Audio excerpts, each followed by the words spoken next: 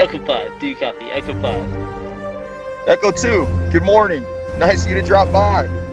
Feeling alright, sir? Thought we lost you. Right now, I feel like I can take on this whole podcast myself. I know what you mean. Ready to send that transmission to Echo Base? Yes, sir. R10, patch through.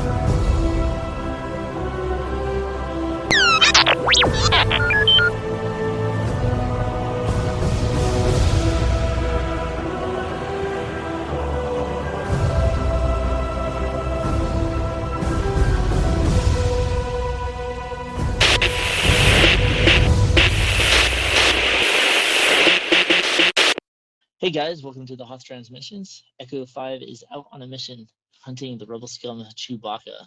So today in his place, we have Echo 3 joining us as one of our new co-hosts. He's actually one of our first followers, him and his brother. So give him a warm welcome. So welcome, Echo 3. What's up? What's up?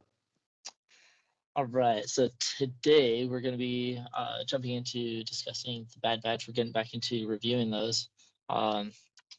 It's going to be episodes 2 and 3. We're going to do 2 episodes at a time right now, just so we can kind of catch up to Visions and the Book of Boba, which is going to be coming out in about a month and a half, which we're all pretty excited for. As far as news, we have. So I'm not sure if it's in rumor territory, if it's actually confirmed, but they're saying Hayden Christensen joins Rosario Dawson in the Star Wars spinoff Ahsoka. What do you think of that? Oh, okay. First of all, I think it's true because she tweeted. You saw the tweet, right? No, I didn't see the tweet. Okay, that's cool. She tweeted something about we'll probably have to pull it up. I can't remember what the tweet was, but it pretty much confirmed it to me anyway. What do you think his role's going to be in it? Obviously, a Force Ghost, or do you think he's just going to be flashbacks? Yeah, that's another thing. But I honestly, I think, let's see. So this is going to take place. This show is taking place after Return of the Jedi, correct? Yeah. This is taking place right after Mandalorian season 2, I believe. Yeah. Okay. So definitely Force Ghost. But man, I would love to see flashbacks. Like they gotta put a wig. They'd have to probably put a wig on him. I don't know if he can get his hair to look that good again, like that long or whatever. But yeah, I'd love to see flashbacks of Anakin in his prime, Anakin and Ahsoka. But probably, heck yeah, probably Force Ghost.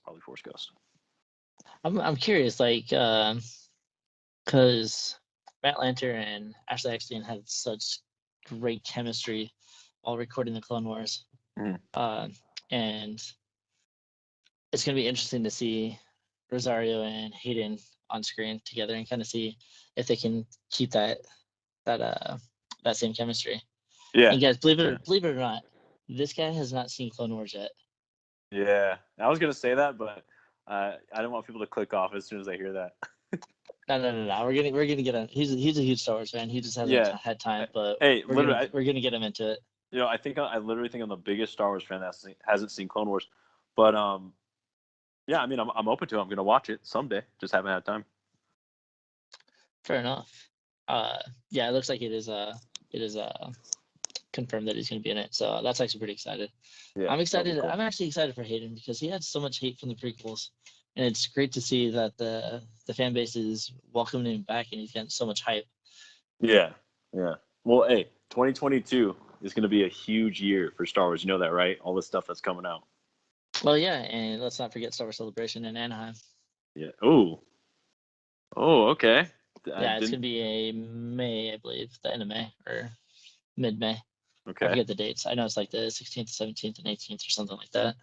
Okay. And I mean, also, so Boba Fett, it's this year, but it's really next year because it's the 29th of this year, right? Book of Boba Fett. Yeah, I do believe it's at the end of December, which is odd. So it might be released in Christmas, and so it's going to continue into 2022.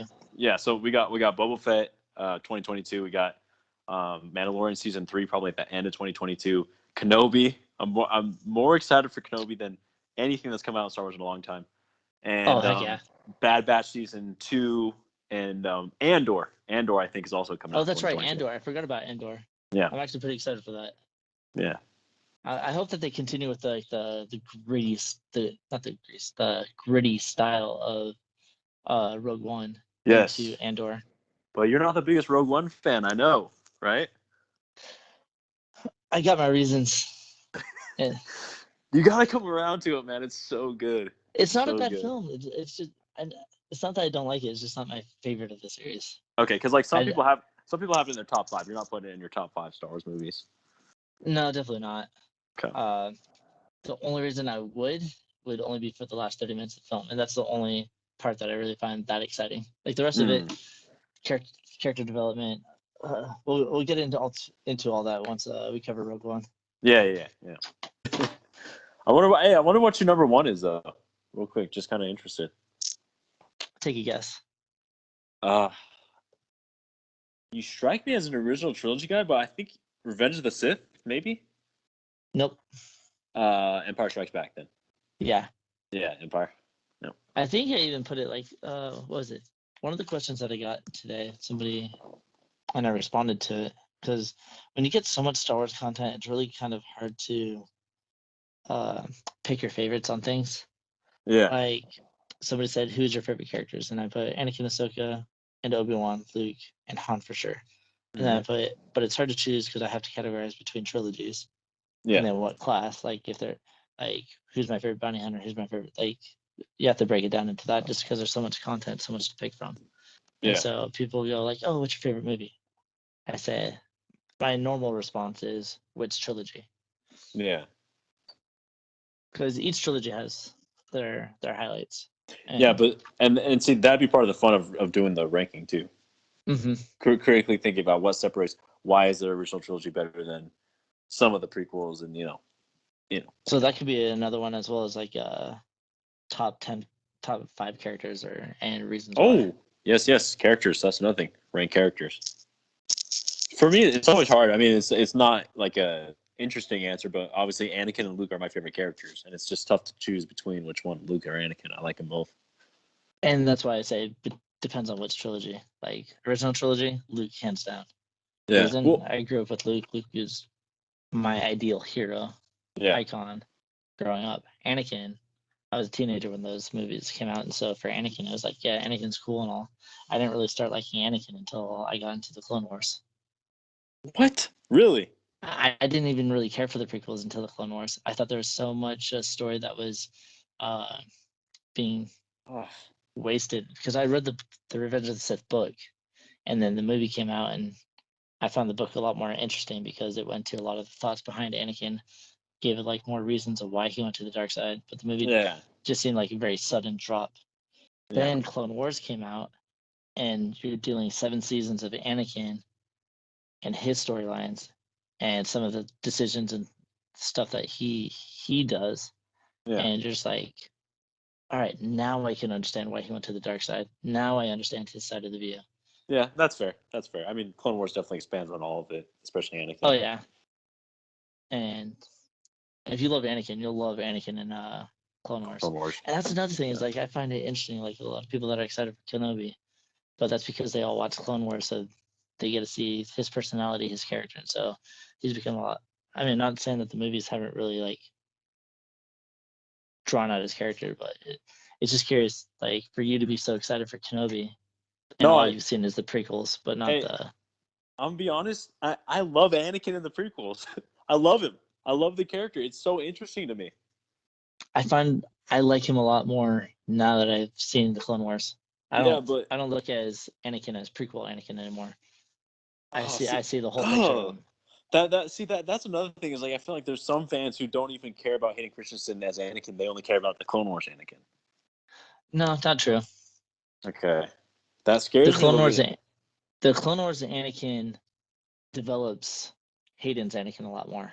Okay, well, it makes you appreciate Hayden a lot more than, especially if you go into like a lot of the backgrounds of how George Lucas directed and how much freedom and stuff that these actors really didn't have. Yeah, you can understand. And like Hayden Christensen's not a terrible actor. I've seen him in other stuff. Yeah. One of my favorite movies that he did was Jumper. Oh yeah, I've seen that movie. It's a good movie. They had Mace Windu was in it too. Samuel Jackson. Yeah. And so you kind of get to see his range a little bit more. And so jumping back to the prequels, it's like Anakin was a cool character. It's just the dialogue was what was terrible for me. Well, Not the character of Anakin, it was the dialogue. First of all, I want to say I think Episode 3 dialogue, character development, everything. I think Episode 3 is just a great movie. I don't think the dialogue is bad in that one. Episode That's 2, the best version of Anakin that I like. Episode 2, I understand. But okay, here's a difference between me and you too. You hear about in the past, we'll never know what it was like to experience A New Hope and Empire Strikes Back in theaters, right? When it first released, no, yeah. Yeah, no, yeah. When it first released, but here's the difference because like my mom, she was a kid when those came out, and so she's so strongly connected to it. I'm young. I'm about 10 years younger than you. I was a kid. I grew up with the prequels. To me, original trilogy and prequels, they were all Star Wars together. And so I hold a firm nostalgic, like I hold on to the prequels. I've always loved the prequels. Like I was never, the Clone Wars will, make it better, or whatever. I always loved them. Every single one. Phantom Menace, Attack of the Clones, and Revenge of the Sith. I love all of them. And that might be nostalgia might play, it probably plays a big role in it, but I love those movies thoroughly. I think that nostalgia has a lot to do with it, and I think that's kind of like why I'm tied to the original trilogy is because prequels didn't exist for me until after. Yeah. And so I'd watched the original trilogy multiple times before the prequels, and hearing that George Lucas wasn't going to do any more Star Wars, and then all of a sudden 2001 comes around, that first trailer rolls out, and it's like Episode 1. It's like, oh my gosh, this is so cool, and the hype was just extreme. Yeah. And naturally, I don't know, because I was still a kid when the prequels came out too. So like, but just when I think of nostalgia, it's like the original trilogy just pumps out. And I remember I really enjoyed the prequels when they first came out. Jar Jar was slightly annoying, but I mean, I do appreciate Jar Jar was, for sure. But I appreciate the character more now that I'm kind of older. Yeah. And I can see why people are not a big fan of Jar Jar, but yeah, I mean, if you watch it though today, it's actually not that big of a deal. I get why it probably was back in 1999. They were so excited for a Star Wars movie, but it's not that big of a deal, really. It's not that much. No, not at all. Yeah, that's why I said as an adult, I kind of appreciate it more because like I rewatched the Phantom Menace and I was like, Jar Jar's actually pretty funny. Like I actually enjoyed Jar Jar. Yeah, I mean, it's not really that. Yeah, I mean, you want somebody more annoying than Jar Jar, Rose from fucking The Last Jedi. And yeah, even though I don't know, I feel so bad for the actress though because she's so good. No, yeah, I'm not talking the actress. I'm saying the character. No, I know. That's what I'm saying. I really feel bad for the actress because she got handed a terrible character. Yeah. And people are hating on her so much for it. It's like, it's not her fault, guys. Yeah. Because like even in Rise of Skywalker, I actually liked her a lot better because she was barely in that movie, first of all. Yeah, but the parts that she was in, I was like, okay, she's actually a lot more developed. She actually isn't as. I mean, they completely just went over and just ignored the whole. We win wars by like the whole love between her and Finn. Like they completely just ignored that. Oh yeah, good. And good. And then I think they brought in a new love interest for her. I think it was Oh yeah. That what's his name? Dominic Monaghan? No. He's one of the hobbits. He played Mary. Oh, I thought you were talking about Finn's love interest. No. They gave each of them their own new love interest. They're trying to play on the whole Finn in love with Rey, but that's another thing that pissed me off about Rise of Skywalker is they hinted so much about Finn being force sensitive, and then did nothing with it. Well, Finn, first of all. Yeah, we'll get more into that with the Rise of Skywalker, and that'd actually be a fun discussion. Just kind of just talking about some of that stuff. It'd be fun to hate on that, dude. I love hating on that. It's so funny. Yeah, but when it comes to like the podcast and stuff like that, we have to remain kind of like in a neutral. Like if I say something negative, like shit, that's true. I'll be like, oh, but this was good about it. Like I like these things about it. These things kind of turned me off from the film. Like I'll play the devil's advocate on both sides. Like yeah. Because I mean, the movies, as a trilogy, it was terrible. But individually, the films actually had a lot of entertaining parts on it. Yeah, as a Star Wars fan, they're just frustrating. They're just frustrating as a Star Wars fan. Absolutely agree. I want to run out of studio and get like a coffee table, some couches, set up like some Star Wars stuff, and then do like a little Star Wars TV, not a Star Wars TV show, but like a little Star Wars talk show, kind of like what they do with the Star Wars show. Okay. Would that like for a YouTube channel? Yeah. Yeah, that'd be sick. That'd be sick. Yeah, that's something that we'll probably focus on down the line. Shit. Have to get me and Jimmy in there, bro. We're not too far away. Well, actually, not Jimmy, because Jimmy's stupid. He doesn't know anything about Star Wars. He might say he does, but he doesn't know anything. I have to get my brother or something. Somebody who knows a little more. All he knows is General Grievous is his favorite character of all time. That's all Jimmy Why? knows. Yeah, because he's stupid. He thinks he looks cool. I mean, he's not wrong. No, he's not wrong. General Grievous is badass, but your favorite Star Wars character, I don't know about It's that. the same reason why people like Boba Fett. Oh, he's cool. He looks cool. Ooh, Boba Fett takes badass to another level, though. But Boba Fett is so cool. Okay, prequels or after Clone Wars? Boba Fett? I'm just talking about original Yeah. trilogy. I'm just talking about OT. The original trilogy, he not that cool. Well, in Return of the Jedi, he turns into a little piece of. He goes out real bad, but in Empire Strikes Back, he's pretty cool. In my opinion, he does have an intimidating factor, but he's got that mysterious shroud around him, but nothing Just- that would like. yeah, honestly, just like the costume and the weapons they put on him, just so badass. Like I want that. Yeah. I want that costume. Totally. I will at some point have a form of Mandalorian armor. Oh, actually, I have a question for you, real quick. Who do you think has the coolest looking armor?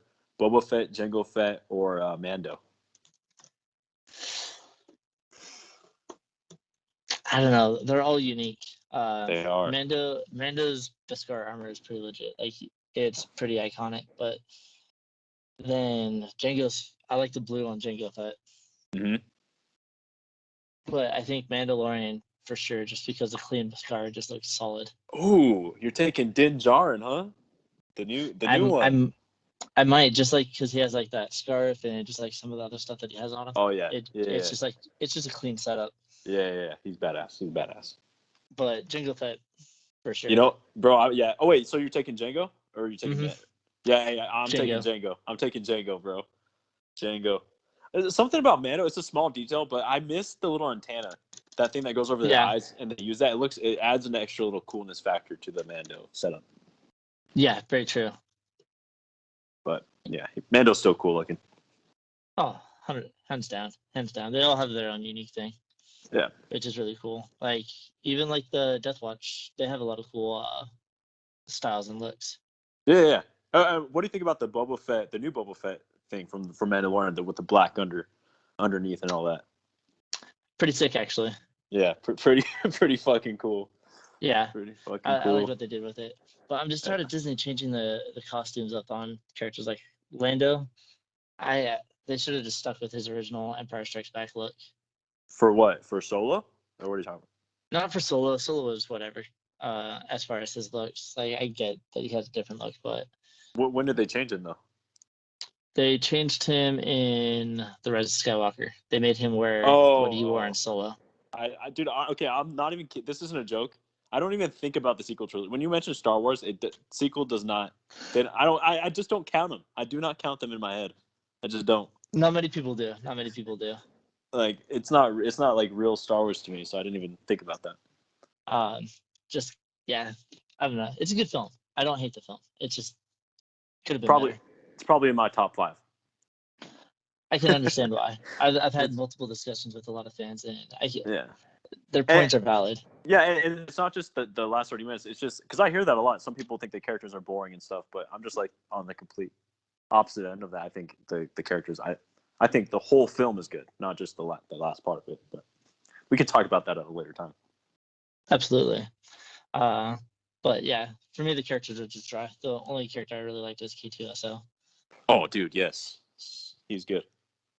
And just to throw in a bunch of characters that you're supposed to feel sad for dying, but at the end of the film, I just didn't feel it.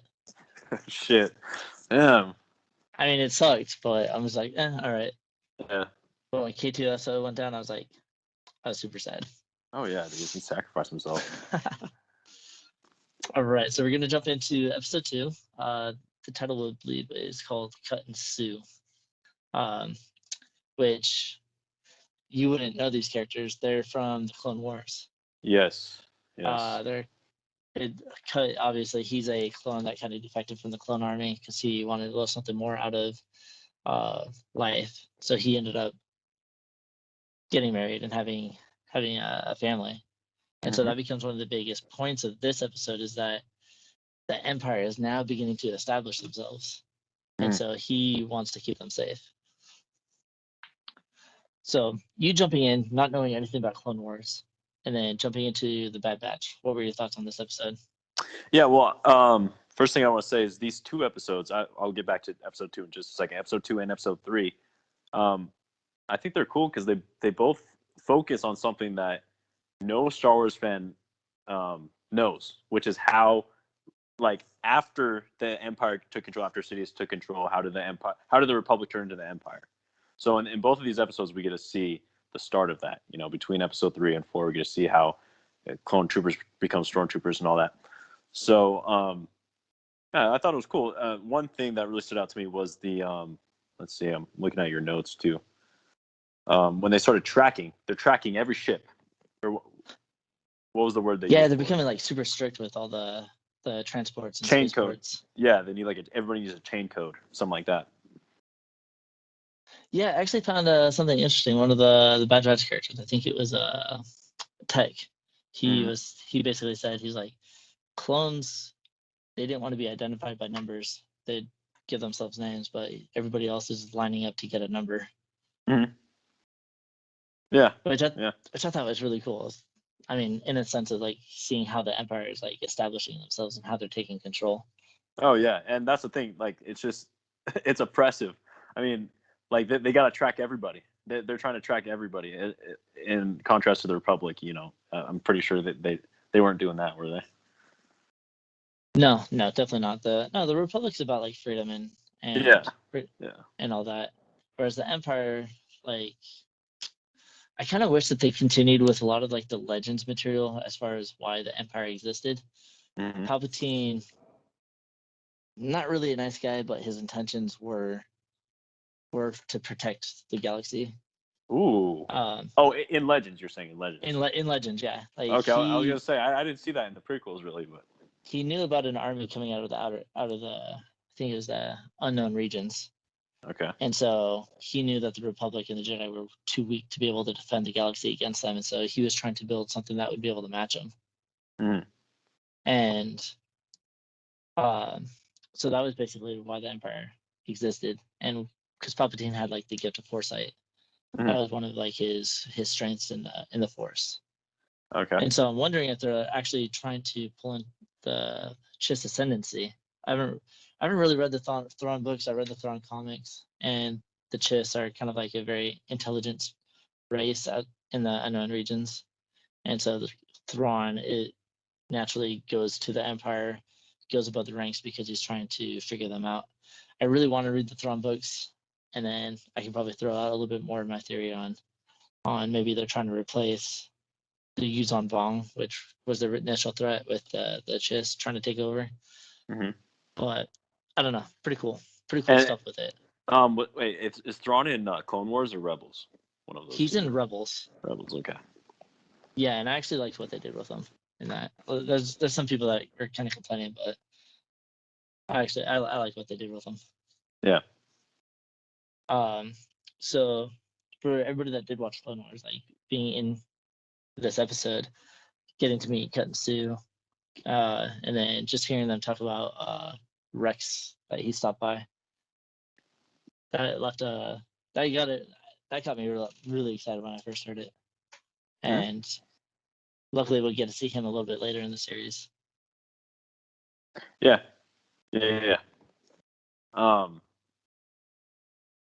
I mean, can I move on to can I say something else that stood out to me? Or no, absolutely, dude. Like, jump around, do what you gotta do. Like I think a huge, like, one of basically the biggest part of this episode was, you know, it does seem kind of irresponsible that the Bad Batch is taking a child and taking them all on all these dangerous missions. But the big thing here was that Omega was choosing, because like they were trying to do the right thing. They were trying to put him with the family. I don't know this family from Clone Wars, but I mean, they seem like a good couple. They had adopted kids or whatever. Seem like a good family. But Omega chose to not go with the family and stay with the Bad Batch. And I think that's one of the important things of this episode too. Yeah, because it's giving a little bit more character development on Omega, and we see that a little bit in the next episode as well. Granted, yeah, it is kind of irresponsible for them to take a child on these missions, but at the same time, it's kind of like Star Wars is always like, oh, let's take this kid and turn him into this big soldier or whatever. That's true, yeah. And I mean, we see it with Mando taking the child across the galaxy, trying to help him find his home. Yeah. Omega is kind of different than any other child, so she's a little bit more advanced, especially with her intellect. And so we see that the Kaminoans are actually trying to hunt her down. And so I remember watching this episode. I was curious on what the point of Omega was. Like, why are they so much after him? Why are they after her so much? And then in the later episode, we find out what it is. So for those of you that are watching The Bad Batch as you listen to us, or you haven't watched it yet, we won't spoil it until we get to that episode. But I think it's important that she stuck with the Bad Batch because she felt more at home with them and more safe with them. And you can tell that they're trying to protect her as well. Yeah. Even though she runs off and does stupid things. Well, yeah, and it's also, I mean, I just thought of this right now while you were saying that. It's like they're from, they're brother and sister. Like they are kind of connected. So it would make sense for them to want to stay together, Yeah, and she's different like they are. So, I mean, would she Oh, yeah, really be that's another really be point. safe Yeah. if she's stuck with them? Yeah, I don't know. that's another good point. She's one of the, what was it, 6 altered? 7? So 6. Yeah. 6 altered. Yeah, Because you had so the original Bad Batch 5, and then Echo doesn't really count because he wasn't technically altered by the Kaminoans. Yeah. So when you first got into this, what did you think of Omega? Oh yeah, I was actually gonna say this. I was a little worried, man, because a lot of times, kid characters can take away from the action. They can take away from everything. Actually, they can take away from the story. They can take away from the seriousness. And so, yeah, I was scared. I mean, I guess we shouldn't talk about future episodes, but I wasn't a big fan at the start. I'll be honest. Yeah, I mean, same with me. Like, I was kind of skeptical about Omega first coming in, but I mean, with Clone Wars, everybody was skeptical about Ahsoka, and Ahsoka is one of the biggest fan favorites now, and she's actually one of my favorite Jedi of all time. So let's see. So it's interesting to jump back onto the whole Empire aspect. It's interesting to see that how they're playing in the war being over for them to really establish themselves. Like we had like this big separatist war. The clones were there to protect them, so they're using the clones as like the familiar face. So that's one of the reasons why everybody's like running. Goes, oh yeah. Let me get a chain code. We'll totally accept this. Yeah. And so they're using that to really say, oh yeah, we're the heroes. But in reality, as we know from the original trilogy, the Empire is not so good. Yeah. Well, and that's another thing, especially for somebody who's seen all of Clone Wars like you. What a contrast of you go through 7 seasons of the clones. You're rooting for the clones the whole time. They're the good guys, and now they're the bad guys in this episode or in the whole series. In all of Bad Batch, the clones are the bad guys. Yeah, basically. I remember in the Clone Wars, whenever a clone died, I was like, oh man, that's so sad. That clone was so cool. This one, I was like, yeah, shoot him, kill him, kill another clone. It's just crazy, and it's at the snap of a finger too. Yeah, and I don't know, it's just really interesting just to see how that's played out. And in the next episode, like we see that the clones aren't actually stormtroopers, and that's one thing that like if you're a Star Wars fan, you already knew that the stormtroopers were recruits or people that were kidnapped or forced into the military. But they're really playing into it, showing you, okay, it's like they're not trying to use the clones as their main source of their army. Yeah. I mean, it'd be super easy for them, super easy, but how efficient actually is it? Yeah, and once we get into episode 3, there's more about that too. The differences between clones and stormtroopers. Exactly. But so right now, like, who's your favorite of the Bad Batch? Who's your favorite character? Let's see. At this point in time, probably Hunter. Yeah, I'd have to say Hunters too, but Reki's kind of like throughout the entire series, he's grown on me. I thought he was completely stupid, but Yeah. He's grown on me. Yeah. So yeah, it was very interesting to see that Hunter is trying to do what's best for her. He's like, okay, we're gonna be on these crazy missions. It's no place for a kid. Go with Cut and Sue. Mhm. And he actually sends her with them. And it's crazy how she kind of like just ditches them. That's where the courage of this kid, the boldness, it's Yeah. crazy. Yeah. What do you think of the whole escape scene? I mean, pretty cool. Lots of action. It was fun to watch. Real quick, this was just something I was thinking about in the back of my mind. This is a big reason again why I was so interested in Bad Batch was that it's one of those crucial moments that nobody knows the facts about, as Star Wars fans don't know. Which is how did the transition period of the Republic to the Empire. Oh yeah, absolutely. And that's one of the things that I really liked about Rebels when I don't know if you've watched it or gotten into it, but it's that whole time frame between what happens after Revenge of the Sith all the way up to A New Hope. Uncharted territory. I love the difference. And if I say I haven't watched Clone Wars for Star Wars fans, it's a huge it's a huge thing. But if it's not Rebels, it's like, oh, okay, you don't go see Rebels. Oh no, Rebels is a must see. It has so much lore and Yeah. story that you got to see it all. The one that I would say skip is Resistance. Oh yeah, I'm not even I'm not I considering watched watching it. that. I watched it, and it was, speaking of kiddish, Yeah. it was just complete turn off. It's just like, okay, this is boring. Like Yeah. I felt like it had no significance to anything in the story. Is that like an actual TV show? I don't know anything about that. Is that like a real TV show with a full Yeah, it was season and everything? I think they did 2 seasons, and it took place Oh at wow. it came after Rebels. And Wow. so it takes place right before The Force Awakens and goes into The Last Jedi. Wow. I'll be surprised if the sequel kids grow up and start defending it like the prequels, but I don't want to get into like any kind of sequel hate, but I wonder if that'll be the case like 10 years, 15 years down the road. Yeah, Be this guy interesting. hates the sequels. I'll put his at in the description below so you can. I'm just kidding. I'm just kidding. Actually, I'll say, I will say hate. I will say I hate episode 8 and 9, episode 7. I kind of enjoy it actually, but 8 and 9, yeah, strong dislike to hate for sure. Oh yeah, tons of reasons why. Yeah, especially 9. Hate 8 too, but 9 is the worst. 9 is okay. Wait, we don't want to get into all the sequel stuff, do we? No. But 9 was better than 8. That's Yeah, well, it's like they're both just they're both trash. So I mean, yeah.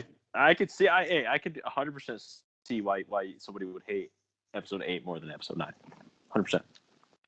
They do have a lot of pluses and positives, which we'll discuss later. We're Well, not okay, complete. real quick, just like episode 9, they're riding on top of a star destroyer in space. How like they're not floating. There's a full on battle going on in the middle of space. It's I like technically on. It's actually not happening in space. It's down on Exegol, pretty much like close to the atmosphere. when they're riding on the horses. Yeah, they're not Uh, in space at that point. They're on Exegol. okay. The ships are barely like coming off the planet. I've only They seen the haven't movie exactly left. once. Or I've that was see it, episode 9. I never wanted to rewatch again, so I've only seen it like once or twice. So, Oh, but fair enough. yeah, I just when I was in the theaters and I saw that, I was like, what is going on, man? What is Oh going yeah, on? there's some cool stuff to go with it, and we'll get into that. Yeah. We'll post I'll send you the schedule, and then you said you had some ideas, so Oh yeah. we got a lot of good content coming up, guys. So be excited. A lot of big plans. So episode 2 was overall, it was a lot of fun. Like, it was fun seeing old characters from Clone Wars in here, how they're reacting to the Empire taking over, while the Bad Batch, you got them trying to figure out, now that they're away from the cloning facility, they're trying to figure out what they're gonna do. Because at this point, they have no idea what they're doing. They're still trying to figure out, okay, how we're gonna integrate with the Empire and survive with their new oppression and all these chain codes, and so they're figuring things out as they go, and it's interesting just to see how they're going to survive. Yeah, I mean that's the thing about this episode. It is really interesting, and also real quick, just anybody who's on the fence, if you're listening to this, just thinking about watching Bad Batch, but you're not sure. It's really It's a very well made Star Wars TV show. I recommend it. Quality stuff. Yeah, anything about Dave Filoni is really good. Like a lot of people did complain about the Bad Batch, like, oh yeah, too many filler episodes, They not enough did. action. I didn't know that. But the thing with Dave Filoni is like, even with the Mandalorian, like you listen to us in Mandalorian season 1 and season 2, where a lot of stuff that happened in season 1 that seemed like a filler episode, jumping into season 2, those episodes had a big impact on certain aspects in season 2. And so anybody that understands like story writing, it's like, yeah, there's gonna be some dead parts. It's not always gonna be exciting, but a lot of it's story progression. Hey, I didn't. Pointless story progression, maybe. Yeah, but you don't have to like it all. I didn't come across a lot of backlash for Bad Batch. You said some people didn't like it. I mean, there's on Instagram. There's always a bunch of haters that just hate to hate. Oh yeah. Yeah, like they haven't even watched it. Like people complained about Omega being a female clone, and granted, What? I had some hesitations with that. I was like, okay. I thought it was like a bunch of like political inserts. Yeah.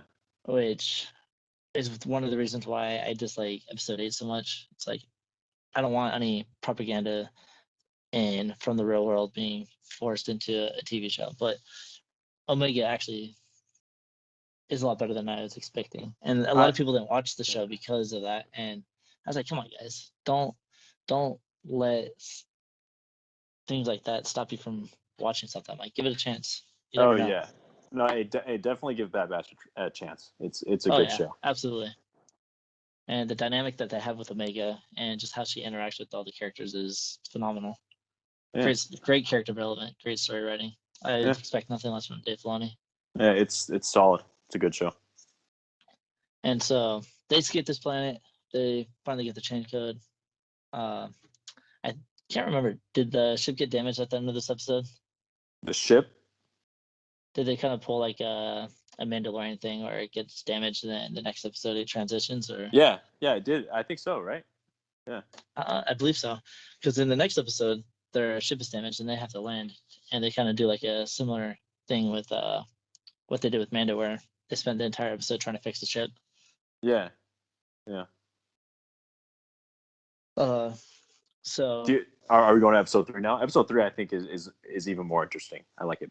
Yeah, more. Like I said, like episode 2 kind of felt like a filler for me, but at the same time, it was a story development. They're developing the story. It was good. I don't think episode 2 was filler. I think it was a good episode. But I just think 3 was just gets even more into like deep lore of Star Wars and stuff, So yeah, a lot of people's complaints was because the first episode was so involved and so adventurous and so exciting that once you follow it up with something like that, a lot of people kind of lose interest.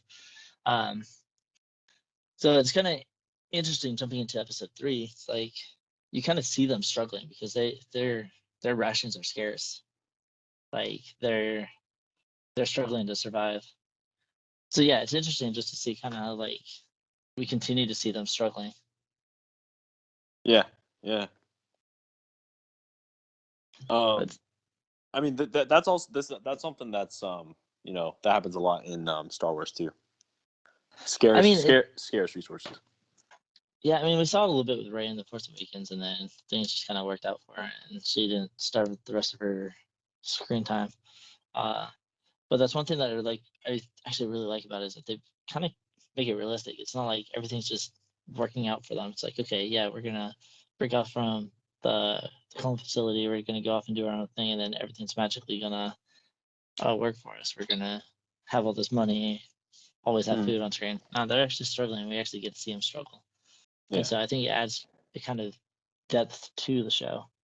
Yeah. And be able to see how these characters survive, essentially. Yeah. Yep. 100%. And so there's a lot of different story arcs that are going on in the show. So we got Crosshair, we got the Bad Batch, and then we got what's her face? Omega. that's what one of the things I like about it. So we have like the main group, um, and we get to see their relationship too with Omega. Mhm. We see Omega; she's becoming a more integral part of the team, Yes. and it puts more of a stake for the group. Yes. Um, let's see. I mean, The, going off that real quick. I mean, there was a point in this episode where, I think Omega's with Hunter, right, when they're fixing the ship on the outside. yeah, and they had to go out and find that one piece, Yeah, and and Hunter go down for some reason? he does go down. Yeah, and she continues the mission. Yeah, and I mean that's a big that, and this is probably the first episode where I'm like, oh, I don't have to be skeptical of the kid character because she's starting to progress. She's starting to become a part, like literally, she's starting to become a part of the Bad Batch. Yeah, and you could actually see that she's got the DNA of Django, Yeah, yeah, and no, so she's picking things up quick. She's got that initial uh, soldier aspect. She what was it? The first episode when they're escaping, she uses the blaster and I think she hits Crosshair or stops him from something. And it's the first time she's ever picked up a blaster and she's actually hitting stuff. And so I think that's one of the things that piqued Hunter's interest is okay, she's got potential. yeah, And I yeah, think that's one of the things that kind of really pulled her on this mission. Is like, because he didn't want her to go at first, but she's like, yeah, just let me go.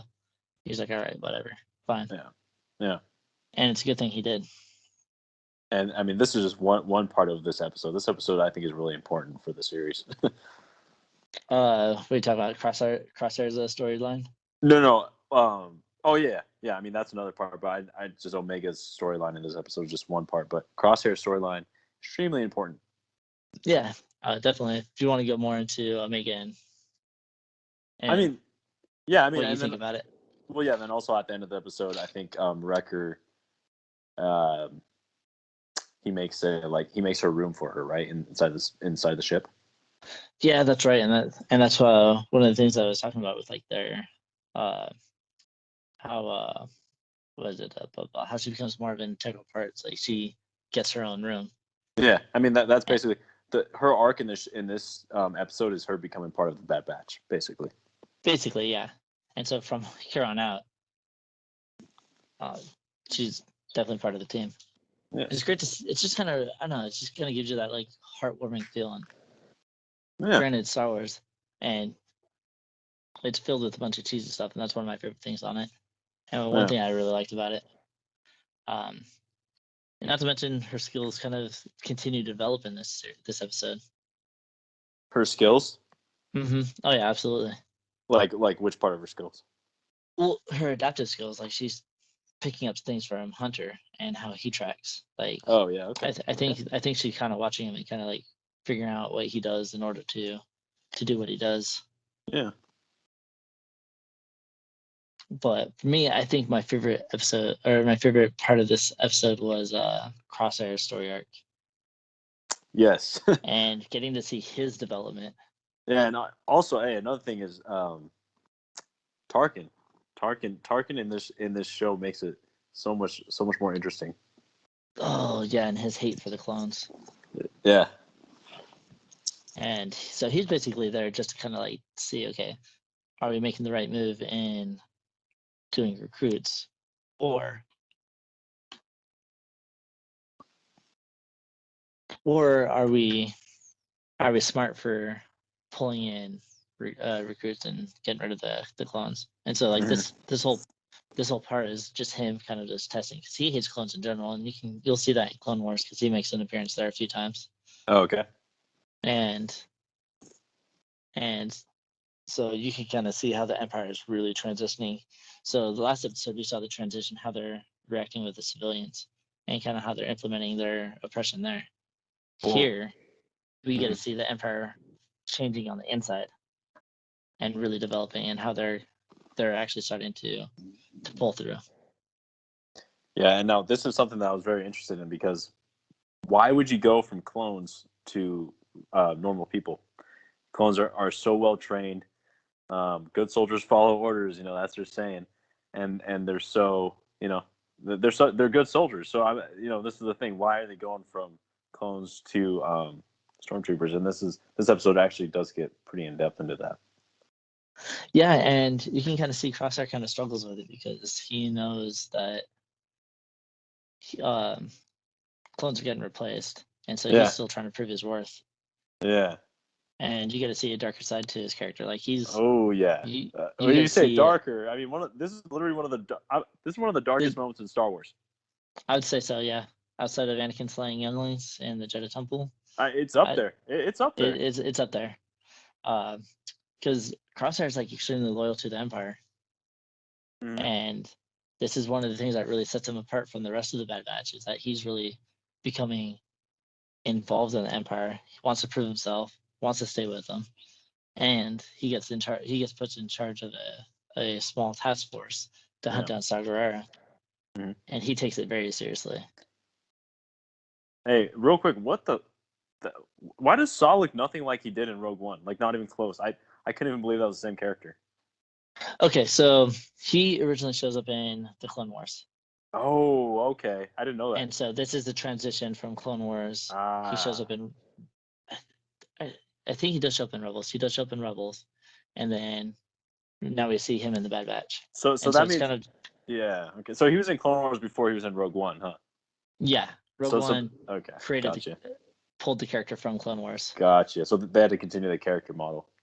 Yeah, character knows the hell out of me. Not a big fan of the character, but See, I that's knew because of his character. I knew Saw Gerrera from Rogue One, so it was like if they didn't say his name, I would have no idea it's the same character. They're like nothing alike. But just a side note. Oh yeah, when his character was announced, everybody was like super excited. They're like, "Oh my gosh, they're pulling Saw Gerrera!" So it's one of the things that the reason why it became such a big thing for Saw Gerrera to be part of everything is just that it's really connecting the movies to the TV shows. That the TV shows are something that people need to be watching if you want to be able to get like the full story. Yeah. So for like you, it's like Saw Gerrera, who is this guy? And then you see him in Bad Batch, and it's like, okay, why does he look so different? Well, watch Clone Wars and you'll see. Yeah. And he's kind of like the extremist when it comes to the rebel side. He'll do things that the rebels won't do, and I think that's one thing that we don't really get to see in the movies is the darker side of the rebels, or the rebellion. I know we got to see a little bit of that in Rogue One. Yes, sir. You get to see a little bit of that, huh? Just a little bit, yeah, just a little bit. And that's what I want to see more in Andor is kind of like because he's not as extreme as Saw Gerrera. Yeah. But we'll see.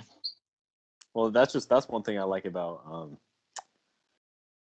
casting Andor. I mean, actually, just Rogue One in general is you get to see, in the original trilogy, it was a lot of black and white. Rebels were just good, and you get to see the gray area of the Rebels in Rogue One. Yeah. But anyway, but yeah, that when Crosshair, I mean, we could talk about the whole episode, right? Everything that happens in the episode. Oh yeah, absolutely. Yeah. I mean, we don't have to go to timeline or anything. Man, not only does he slaughter the civilians, but then once his teammate, which isn't a clone trooper, but actually it's one of the first. You know what? Actually, I think his group there that was the first stormtroopers. They were the first. Yeah, that was the first group of stormtroopers. Yeah. Yeah, and one of the stormtroopers speaks up. He's like, we can't kill innocent people. He shoots his ass straight in the chest or in the head. I can't remember. He just kills him right in the head. Yeah. Yeah, it's like good soldiers follow orders. Yeah, man, just very dark stuff for Star Wars, especially for like an animated series. Pretty cool. And that's actually one thing that I really liked about this episode too. It's like because we're seeing the transition into the Empire, and we get to see because I mean even in the sequel trilogy we see Finn, and then I forget the girl's name, Lando's daughter. We see that stormtroopers do defect and that they don't always agree with what the Empire is doing or what the First Order is doing. Is Lando's daughter from the sequel trilogy? Yeah. Yeah, so I can't name her. Sorry, go ahead. Yeah, I can't think of her name right now either. But sorry guys. But we see that with these stormtroopers. Like these stormtroopers don't agree with what the Empire. They're like, okay, well, these people are part of Star Guerrero's group. So let's just put them in cuffs, take them up. Well, yeah, and see now that's another reason why it's hard to believe why they go from the clone troopers to the stormtroopers. If Tarkin saw those stormtroopers doing what they were doing, speaking up against Crosshair, he'd probably shoot them too. Yeah, it's basically just weeding out the weak. Yeah.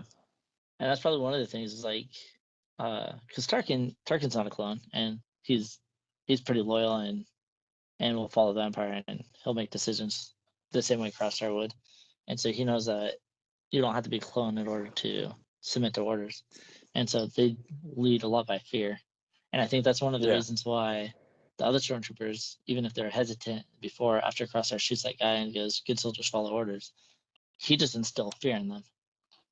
Yeah. Yeah. And so That's true. So they're like, okay, all right, well, I don't want to die next, so Yeah. let's follow Exactly. orders. Let's Yeah. continue going. Yeah. And so yeah, let's see what else. I have a What else question we for got? you. Yeah, what's up? So, I'm sorry. So what do you think? What do you think is the main reason, just based off this episode? What do you think is the main reason why the Empire ultimately goes with stormtroopers over clone troopers? They actually say it in an episode. They say skills can be taught. Volunteers are their best resource. Well, they give actually three different things, 3 reasons. Okay, that's the one that stuck out to me. What were the other 2 you picked up? One of the other ones was money. Clones are expensive. Oh, that's true. Yeah. Stormtroopers would be less expensive, and then the third was the host. Boba Fett's or Jango Fett's host.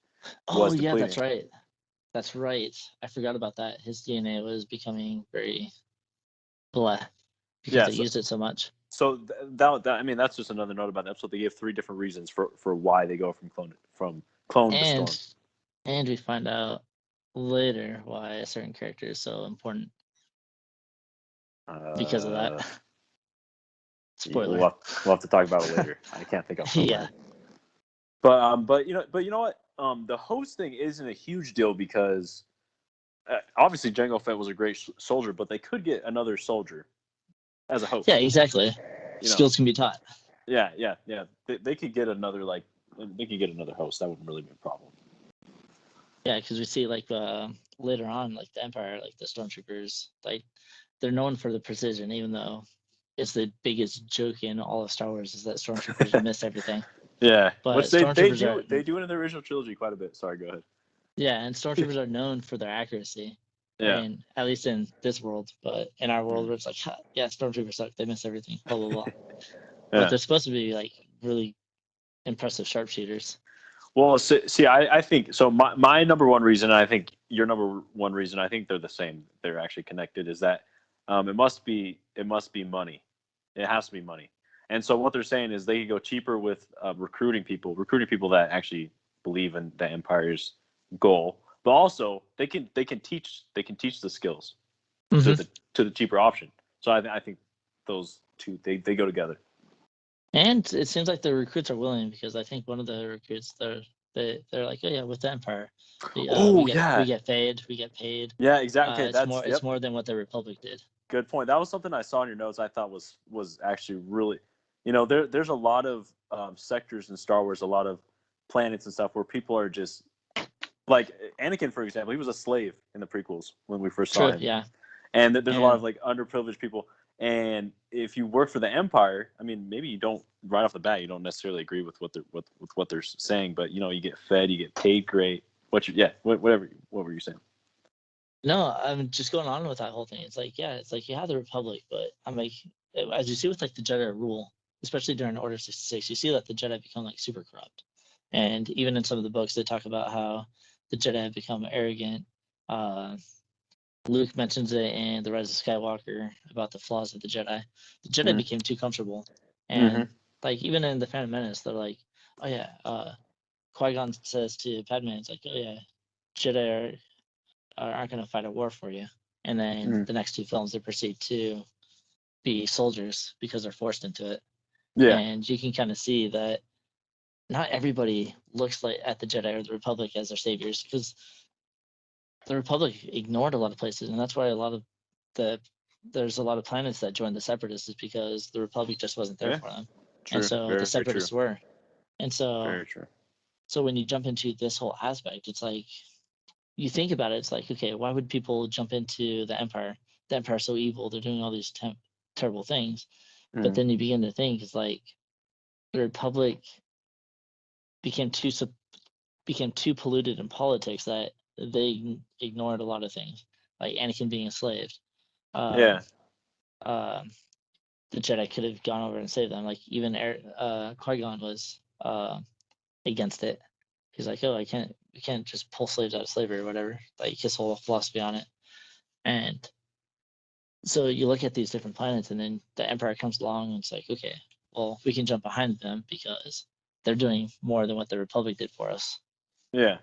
even if it's uh, even if it's not good. Well, now, and this is just piggybacking off what you said about the Jedi were way too political. Yeah. So this is just something that I think the prequels executed perfectly, and it's the transition from the Republic to the Empire, and it's politics. Like, why would people willingly support an empire? And it's because ever since Phantom Menace, Darth Sidious, Emperor Palpatine, he planted all these he set it up perfectly. And so maybe in from episode 3 to episode 4, maybe regular people don't really see a difference. Like, they don't see much of a difference between the Republic and the Empire, you know?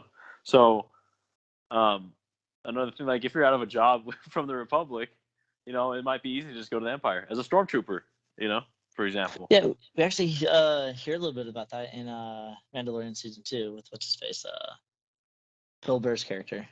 Oh, dude, I love Bill Burr. Oh my god. Yeah, like he makes that comment when they're infiltrating that Empire facility. Yeah. He's like, doesn't matter who's ruling. He's like, these people see it the same, like whether it's the Empire, Republic, First Order, blah blah blah. He Yeah. doesn't say First Order because First Order's not there yet, but Yeah. but it's like, if it's not the Republic, if it's not the Empire, it's going to be somebody else. Yeah. So people just see military forces just coming and landing on their planet. They're all going to hate it. Yeah. Also, real quick, man, the droid. Okay, so this is such a side note. You can cut this out too if you want. Well, you have to cut that part out. But the droids in Mandalorian look so badass when they have the super battle droids. When they're on Din Djarin's homeworld when he's a kid. Oh yeah, Somehow they they make make them them look more terrifying. exactly. They make them look so much more. They look like Terminators, bro. They make them look way Basically, more. yeah. They make them look way more scary in Mando, bro. It's Yeah, no, in sick. Clone Wars, they're complete jokes if you ask me. But Yeah. and then you throw into It, this whole scenario, I'm just like, oh man, if I saw those coming into my town, I'd be freaked. I'd be like, yep, yes, see ya. dude. In the prequels, I mean, they're kind of scary, but I mean, they don't really look that scary. But in Mando, bro, they're so badass. They look so cool. Because they don't look so CGI like they did in the Yeah. prequels. Yep. And I think that's what kind of takes away a lot of the scare factor from them or the intimidation from them is that they're animated. Yeah, Here they're and not. it's also how easily they're taken down. If you put a Jedi versus Super Battle Droid, it's just easy. It's one slice and they're down. But if you put them against civilians, they're a lot more scary. Oh, absolutely. But yeah. And the grittiness kind of added to it. Dude, Mandalorian is just so important to start. It literally, for me, for a lot of fans, it literally saved Star Wars. It's so important to Star Wars. It's so important. I have to agree. For me, like the sequel trilogy, like I was excited for them. I enjoyed them for what they were, but I was losing interest. And then Mandalorian came out and re-sparked my hype. I'm like, okay, all right. I guess everything Disney's doing isn't bad. They're actually starting to listen. They're actually starting to really like give us the stories that we want to hear or see, Yeah. and I mean, really jump into it. I think fans were just losing hope because we saw the sequel trilogy and we're like, all right, so we're going to be with Disney for the rest of Star Wars' existence. We're moving with Disney. And we saw the sequel trilogy. We're like, this is what we're getting. And so I lost hope, dude. I was like, I'm not even going to check it out. Actually, I didn't see Mandalorian for a year after it came out. And that's a true story. My brother and my mom watched it together, and I was just like, no, I'm not. Disney Star Wars isn't Star Wars to me.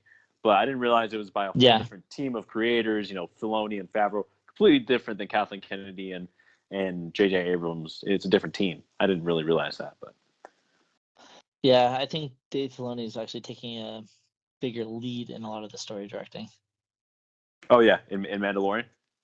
and just I think a lot of things. Oh, in the future, you're saying that'd be great. Yeah, That would be great. and not everything he's going to do is going to be fantastic. Like honestly, he did Resistance, but I don't think he had like a huge hand in it.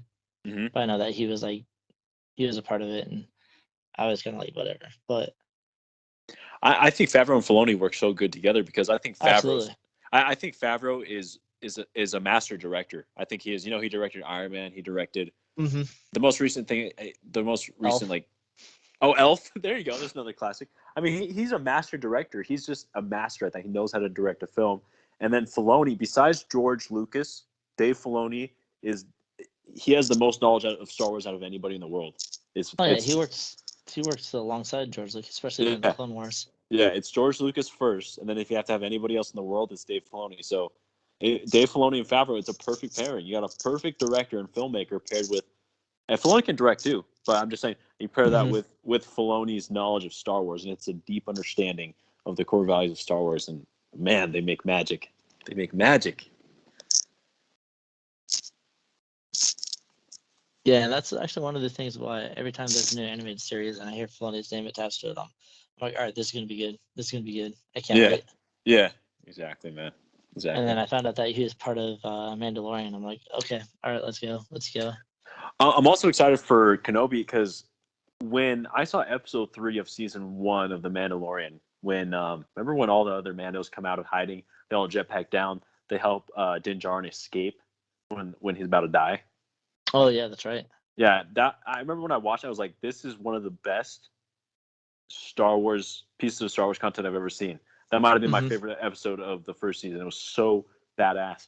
And Deborah Chow directed that episode, and she's directing every single episode of Kenobi. So That's right. she's capable. That's why I'm excited. I love that episode. So I hope That she episode can. was a lot of fun. Yeah, dude. I hope she can keep that magic up for Kenobi too. Yeah, and so that was a fun little sidebar. So Yeah, I was about to say too. We are way off track. What the hell? and honestly, that happens a lot when we record. Like we're gonna be discussing the episodes, but we discuss everything Star Wars. So hopefully you guys don't get bored with our sidetrack. But we really do enjoy talking Star Wars, and there's so many different topics that we can jump on. And so every now and then we'll jump into them and discuss them, and then get back to the main material. I mean, we're pretty much at the end of the episode 3, anyways. Just a couple other points. Rampart is cool that you actually get to see him getting promoted throughout the episode. He gets promoted to Admiral, I believe. Is he a part of Clone Wars? No. I believe he's a new character for the show. He's okay. the guy that's he's basically the main Imperial that you see. Yeah, no, I know what you're talking about. I was just saying, like, was he a character in Clone Wars? But no. Bro, just watch Clone Wars, bro. Yeah, I know. I got to. And other thing with Crosshair is like we get to see his loyalty. We get to see him also fighting the chip that's in his head because he's just sitting there and memories of his squad linger in his mind. Oh yeah. Once they go back, Yeah. and he gets to, yeah, you start to think, oh man, is Crosshair thinking about going back to the back? Is he actually having second thoughts? No, I mean, based off of what we see later, I don't think he does. I think. Oh no, based off that other episodes, no. But way. he still cares for them, but he's not going to let them get in his way.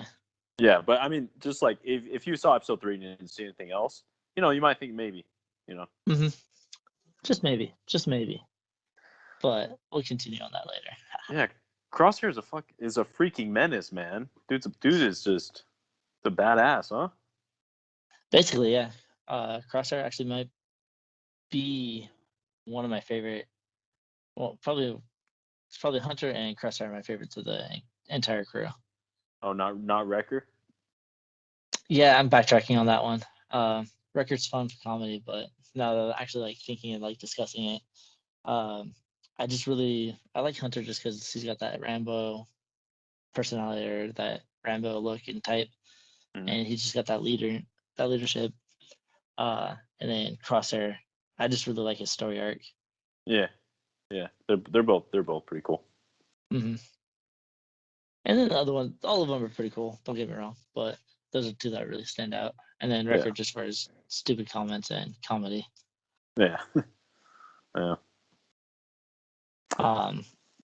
So that's episode 2 and 3 of the Bad Batch. Do you have any final thoughts for them? Final thoughts for the episodes. I can't say I do. Not right now. Yeah, a lot of cool stuff. Makes me really excited for the future of Bad Batch. Just this whole season together, a lot of story, a lot of different things that they're trying with it, and I'm liking what I'm seeing. And just to kind of jump back on some news, I don't remember. Did you ever play Untitled Republic? Yes, sir. Of course. It's the greatest Star Wars. It is the greatest Star Wars game of all time. Hands down, no argument. Debatable, but Ooh, wait. With what? Debatable with what? I want to hear this. I actually personally think that the Dark Forces trilogy series is a lot better than Untitled Republic. Dark Forces? Yeah, Jedi Outcast, Jedi Academy. Oh, Dark Forces 2. okay. Really? Oh yeah. Have you played Wow. those? Wow, I've played. I don't think I played them all the way through. I've played them like here and there. I was really young when those came out. Yeah, Cal Katarn is probably one of my favorite Jedi out of the Legends canon. Wow. And I love Untitled Republic. Don't get me wrong. I see the hype behind it. Like I'm personally one of it. Like I'm on the hype train for it. Uh-huh. But I recently played through the Dark Forces series, jumped into Jedi Knight Outcast, uh, jumped into Jedi Academy. Jedi Academy wasn't as great as Jedi Outcast and Dark Forces 2, but Mm-hmm. I actually quite like the whole story arc of Kyle Katarn. Mm-hmm. And I find those games a lot more fun to play than Untitled Republic. Well, in terms of like, first of all, like combat, I think Knights of the Republic is turn-based, right? And Turn-based, yeah. and Even story. yeah. The combat, I think, the combat's probably more fun for the Dark Forces. Oh, I even think the stories are better. Ooh, wow. But That's I do, because they even implement, I think, in Jedi Academy that you can go. Actually, no, even in Dark Forces 2. Like they have two different story arcs where you're Kyle Katarn, you choose to save the Valley of the Jedi, or you choose to use it for yourself and become the next Emperor. yeah. You And know, so Mark, that's where I think that's a hot take. I think you got a hot take right here. I think so. Very hot take. I know you just got to play them, and you can be able to tell for yourself. But for me personally, like that's what I think. Oh, I forgot. Hey, they're remaking Kotar. I forgot about that. Yeah, and that's actually one of the main reasons why I brought it up. Yeah. Is because on PS5 it's going to be I think it's a timed exclusive, Ooh, kind of what they did yeah, with Final exclusive. Fantasy. Uh-huh. Even though Final Fantasy hasn't come out for Xbox, but luckily I have a PS4, so I didn't have to wait. Yeah. But I was looking to get rid of my PlayStation 4 just because I don't play it that much, and then they announced Not Told the Republic, and of course I'm gonna want to be one of the first people to play it. Oh yeah. Hey, So question for you. When they drop that, do you want it to stay completely true to the original? Do you want them to keep turn-based combat, or would you rather have the combat be more like Fallen Order? I think I don't know, because that was one of the unique things about Knights of the Republic was the turn-based system, because you'd be able to pick the force ability and then just continue. It wasn't like button mashing and trying to figure Yeah. things out. If they can implement the abilities, how they I want to say kind of how they do it in Kingdom Hearts and Final Fantasy. If they can use that style into the game, I'd be okay with them moving Okay. into a Jedi Fallen Order style. Oh. Okay. Jedi Fallen Order was cool and all, but I still think the combat lacked a few things. Yeah. Okay. But Fallen Order, I love it. Yeah. I've actually been thinking about replaying it Yeah. and Solid going through game. the story again. I think when people start to say it's one of the it's the greatest Star Wars game of all time, that's overrating. But it's it's very solid. To me it's like an 8.5, 9 out of 10. Great Star Wars game. My only complaint with it was too short. Yeah, a little too short. I agree too. Yeah. And so Especially I know when you that compare they it to Knights of the are. Republic. Oh yeah, and Dark Forces and like previous games, but Yeah. I mean, it's still something new, and I believe that Fallen Order 2 is confirmed, and I think there might be a third one. I think it might be a trilogy. Oh, dude! Hey, when they went to in Bad Batch, when they went to Braca, I thought for sure we were going to see. I thought for sure. I turned to my brother. I was like, "We're going to see young Cal Kestis." I know for a fact. Yeah, that was actually a lot of discussion on the internet. Like when people mentioned it, everyone's like, "Oh yeah, we're gonna go see," because they were rumoring that we're gonna see a character that we'd seen before, and so everybody was predicting that it was gonna be Cal Kestis. Oh Ended up being another character. I was so high. I love Cal, bro. I love Cal. I was very excited. Yeah, super cool character. Yeah. I'm actually excited for Jedi Fallen Order 2 and 3. I want to see more with this character, and especially the crew that he's with. Yeah, and it's also important just for Star Wars games in general to have single-based, story-driven games. Not everything has to be, multiplayer based. It's huge. The whole industry, like literally the whole video game industry, is so multiplayer centric now. You don't really get a lot of quality story games. Yeah, I've actually noticed that. I recently actually just played Biomutant, which is a single player game, and so I grew up on single player games, and I kind of miss them. And Yeah, no, I've we all fallen did. into the whole multiplayer stuff. Yeah. Even Battlefront 2, I really enjoyed the campaign that they added onto it. Oh yeah. I think it was passable. It wasn't anything special, but it was decent, good enough. Yeah. I mean, yeah, definitely passable, but it was enjoyable. It was a start of like pushing on stories. I Because I love think they did that with Call of Duty once. One of the games was just strictly multiplayer, and people complained because they wanted that campaign. Oh yeah. And so I think Battlefront was trying to mimic the whole hype of that, because the first Battlefront, there was no campaign on it. It was just straight multiplayer. Yeah. And so they're trying to do something new. I only got Battlefront 2 when it was completely done. I got Battlefront 2 when they had finished everything. They've added everything, all the new stuff, everything was completed. So my experience with Battlefront 2 is it's shit. I said KOTOR. Yeah, Battlefront 2 is up there, man. The current Battlefront 2. I love it so much because I didn't have to go through when it dropped in 2017. It was unfinished. People were complaining. It was terrible. But I only played the new version. It's so good. Contrary to popular belief, I didn't think it was that bad of a game when it first released. A lot of people are complaining that it's like, oh yeah, it's pay to win. Uh-huh. It's like if you want to be able to win, you gotta do all these microtransactions. Uh-huh.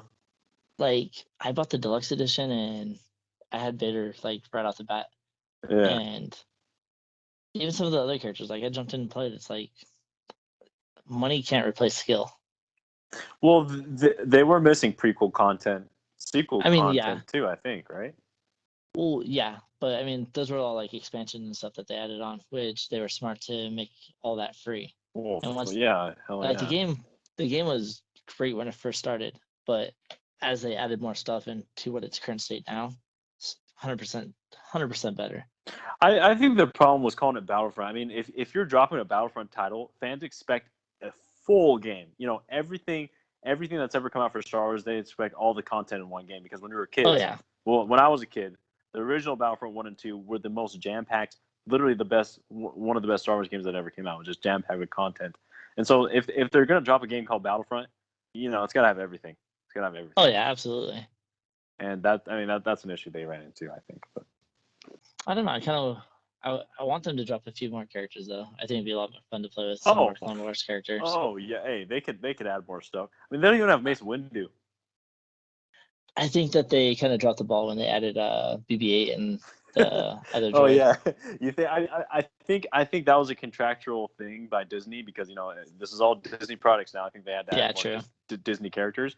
But yeah, obviously, I mean, we're getting BB-8 before Qui-Gon Jinn, before Ahsoka, before Mace. I mean, are you kidding me? Doesn't make any sense. They should have thrown in Ahsoka and Asajj Ventress. I think those two characters would have been a lot better. Yeah. Hey, and forget about BB-8. Who's BB-9E? Is that a character? Is that a real character? I mean, it's the First Order uses the small black droids, and I think that droid appeared in maybe Last Jedi, or Red Skywalker. I can't remember. I do remember seeing it on screen, but it wasn't it wasn't like a big thing. What a waste of It a could have been villain like spot. background. What a waste of a villain, bro, for Battlefront. That's what I'm saying. Man. Like, we should have had like Asajj and Ahsoka. It would have been so much better. Oh shit, yeah. I mean, I'm sure you can even pick somebody from the original trilogy. I mean, there's so many villains that you put in there. Oh yeah, absolutely. But all right, guys, thanks for listening to us. As always, check down in the description below. Got links to our Instagram page. Be sure to give us a follow. We love to interact with you guys there. Check out our Discord. We're trying to build up a fun community for you guys to be able to go to a spot where you guys can sit there and talk about Star Wars with tons of other fans. Then, of course, check out our merch. We have our Teespring, which we've got a bunch of our own custom designs that we came up with that we fell in love with, and we know that you guys will love it too. So check out all the links below. Share with friends. Drop a like. Do what you got to do. But we'll catch you guys next time. May the Force be with you.